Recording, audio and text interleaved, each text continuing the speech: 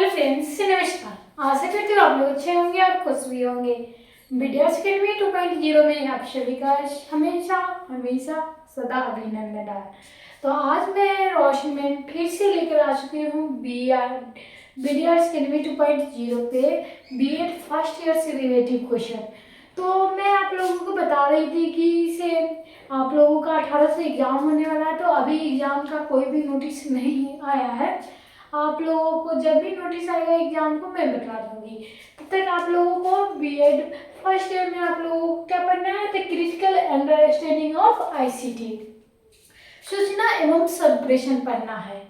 तो आप लोगों को सूचना एवं संप्रेषण और तकनीकी समीक्षा में आप लोगों को समझ किस प्रकार से होनी है और किस प्रकार से आप लोगों को करानी है, ये सारी सुविधा आप लोगों को विद्यार्थी अकेडमी 2.0 पे मिल रहा है। अगर आप बिहार के कोई भी जिले से, कोई भी कोने से अगर आप लोग बीएड कर रहे हैं, वो भी फर्स्ट ईयर में, जिनका भी सेशन 25 से 27 है, तो उन सारे बच्चों के लिए सुनहरा मौका लेकर आ चुकी है रोशन मैम, जो आप लोगों को बीएड फर्स्ट ईयर बताएगी, सेकेंड ईयर का भी पढ़ाएगी। आप लोगों को बस इसी तरीके से आप लोग क्लास को देखते रहिए, क्लास में बने रहिए। उसके लिए सबसे पहले आप लोगों को क्लास लाइक करना होगा, क्लास को शेयर करना होगा, क्लास में कमेंट करना है कि आप किस यूनिवर्सिटी से हमारी क्लास को देख रहे हैं।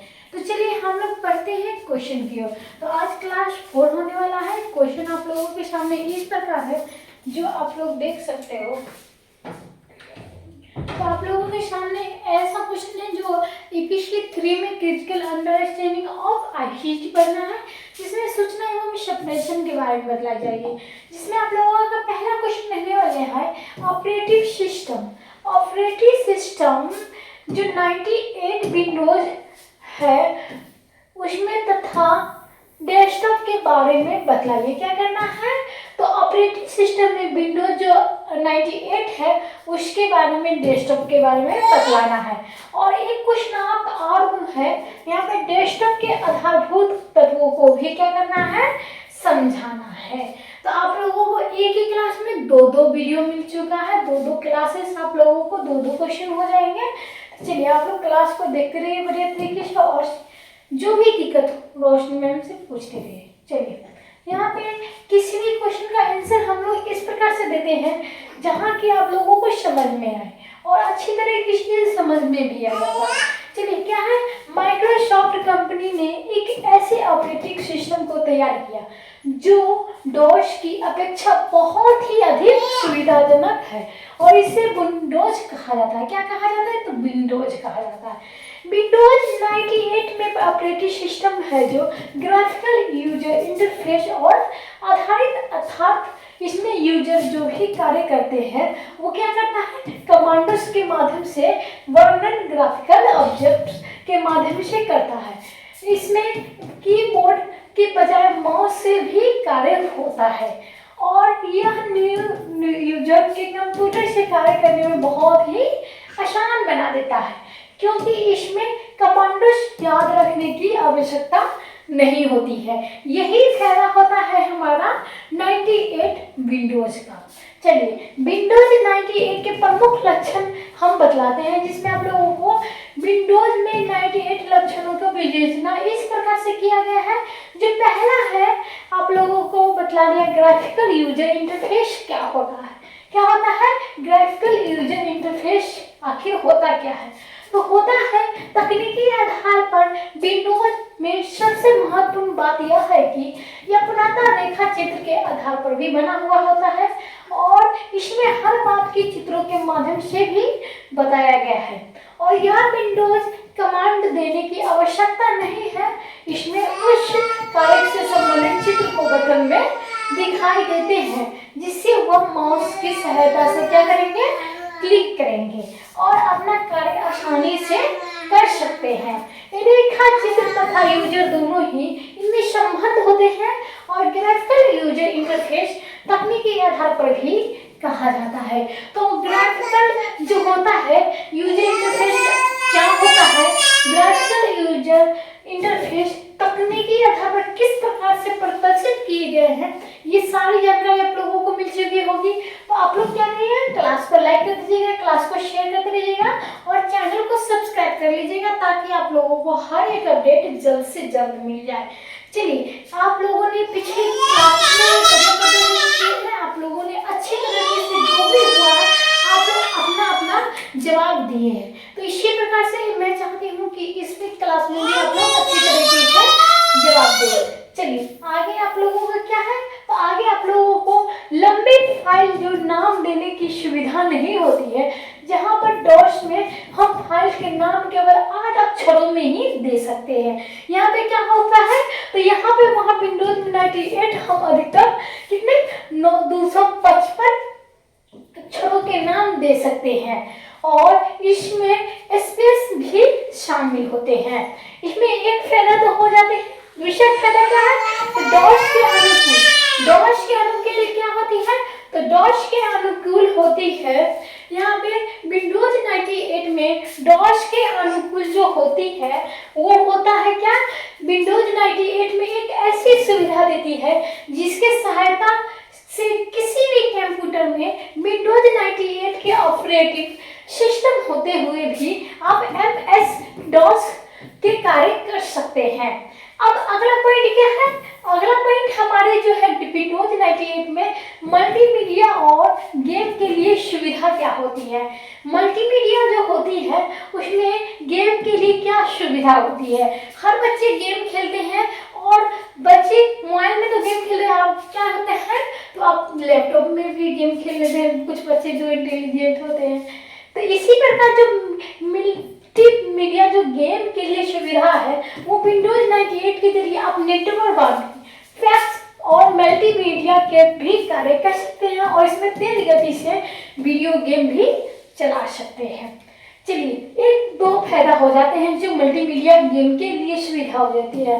चलिए, मल्टीटास्किंग में क्या होता है, इसमें कोई भी कार्य करने के लिए विंडोज होती है, इसीलिए इसे विंडोज नाम दिया गया है तथा हम एक साथ इसमें कई विंडोज खोल सकते हैं, अर्थात कई कार्य भी इसके साथ कर सकते हैं। इसे मल्टीटास्किंग कहते हैं।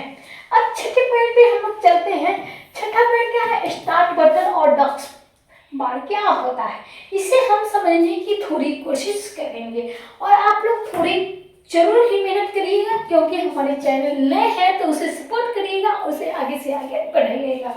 चलिए, विंडोज 98 में स्टार्ट बटन और डस्ट के बारे में दिए गए इसके अंतर्गत प्रोग्राम्स को खोलने की सामग्री को खोलने वाले उपकरणों के प्रयोग हेतु प्रयुक्त के स्टार्ट बटन में और माउस के माध्यम से क्लिक करना पड़ता है तथा स्क्रीन के तेजी से टीवी तरह प्रोग्राम बदलने के लिए क्या करना पड़ता है, तो डॉक्स के बार का प्रयोग किया जाता है। और हम लोग समझेंगे डेस्कटॉप विंडोज की यह स्क्रीन सबसे बड़ा प्रसव भाग है, इसे आप किस आवश्यकता अनुसार बदल सकते हैं। अपने महत्वपूर्ण कार्यक्रमों के लिए क्या करना पड़ता है, शॉर्टकट बना सकते हैं और अपनी मनपसंद के अनुसार इसका प्रस्तुतिकरण भी क्या करते हैं, बदल सकते हैं। यही होता है हमारा डेस्कटॉप विंडोज का, जो आवश्यकता अनुसार पढ़ने पर हम इसे क्या से क्या बदल सकते हैं और जल्दी ही काम कर सकते हैं। चलिए, अब हम लोग चलेंगे अगले पॉइंट पे, जिसमें अगला पॉइंट क्या है, माई कंप्यूटर। माई कंप्यूटर होता क्या है, माई कंप्यूटर में हम लोग समझेंगे और आप लोगों को तरीके हर एक अपडेट बतलाई जाएगी, इसमें जो आप लोगों की जानकारी हो। तो माई कंप्यूटर होता है यह आपको कंप्यूटर के प्रत्येक जानकारी देते हुए विशेष व्यवस्था, इसी को हम लोग कहेंगे माई कंप्यूटर। नेटवर्क नेबरहुड क्या होती है, तो नेटवर्क नेबरहुड होती है। अगर आप नेटवर्क के काम करते हैं तो नेटवर्क नेबरहुड आइकन जो आपको डेस्कटॉप के बारे में जो आ जाएगा वहां पर डबल क्लिक करके आप ब्राउज कर सकते हैं और दूसरे कंप्यूटर में भी जुड़ सकते हैं और अपने वर्क ग्रुप के आप अपने इंटरनेट के जरिए क्या कर सकते हो, नेटवर्क नेबरहुड आइकन आप डेस्कटॉप में भी आ सकते हो क्योंकि ये इंटरनेट में वास्तव नेटवर्क है। चलिए, अगले पॉइंट क्या है, तो अगला पॉइंट तीसरा है। जो रिसाइकल बिन क्या होती है, तो रिसाइकल बिन सभी हटाई गई फाइलों में जमा कर सुरक्षित रखता है और रिसाइकल बिन सुरक्षित पड़ी हुई उन फाइलों को भी पुनः प्राप्त कर सकते हैं जो दुर्घटनावश हट जाती है, या रिसाइकिल के बिन खाली करके डिस्टर्ब स्पेस जगह पर बढ़ा सकते हैं। इसी को रिसाइकिल बिन कहते हैं। अगर हम लोग कभी भी कोई भी चीज कंप्यूटर में गलती से डिलीट हो जाता है या जानबूझ के या कोई अन्य व्यक्ति के द्वारा डिलीट कर दिया जाता है, तो हम उसे रीओपन कर सकते हैं किसे, रिसाइकिल बिन से। इसी को रिसाइकिल बिन कहते हैं। माई बेनिफिट क्या होती है, तो माई बेनिफिट्स होती है अगर आप दो कंप्यूटर में कार्य कर सकते हैं और आप माई ब्रीफकेस में अपनी फाइलों को अत्यंत अप टू डेट कर सकते हैं, रख सकते हैं, तो ये माई ब्रीफकेस होते हैं।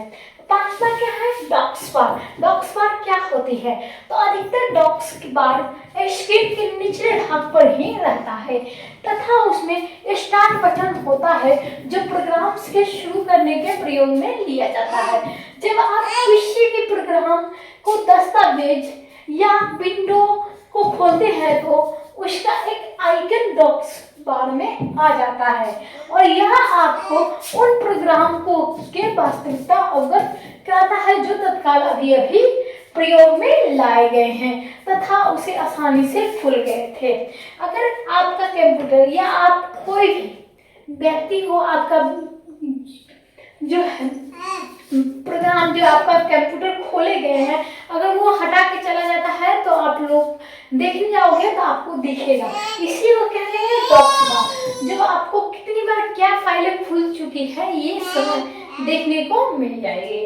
चलिए अगर आप यहाँ पे छठे पॉइंट पे चलते हैं तो स्टार्ट बटन आ जाएगा। स्टार्ट बटन में आपके क्या होते हैं, तो स्टार्ट बटन द्वारा हम जल्दी से अपने प्रोग्राम्स को दस्तावेज को खोल सकते हैं और इसकी सहायता से हम फाइल्स को ढूंढ सकते हैं तथा विंडोज की व्यवस्था में परिवर्तन भी कर सकते हैं। इसी को हम कहेंगे स्टार्ट बटन। स्टार्ट बटन के बाद हम लोगों को क्या जाननी है, तो स्टार्ट बटन के बाद हमें जाननी है क्लिक लॉन्च टूलबार क्या होता है, यानी क्लिक लॉन्च टूलबार क्या होती है। तो अधिकतर बार प्रयोग में लाई गए एप्लीकेशन में आप क्लिक लॉन्च टूलबार की सहायता से आसानी से एक्सेस कर सकते हैं और यह व्यवस्था विंडोज 98 के लिए क्या होता है, 98 के लिए नई और संभावित रूप से इंटरनेट के आउटलुक एक्सप्रेस विंडोज डेस्कटॉप तथा आप लोगों को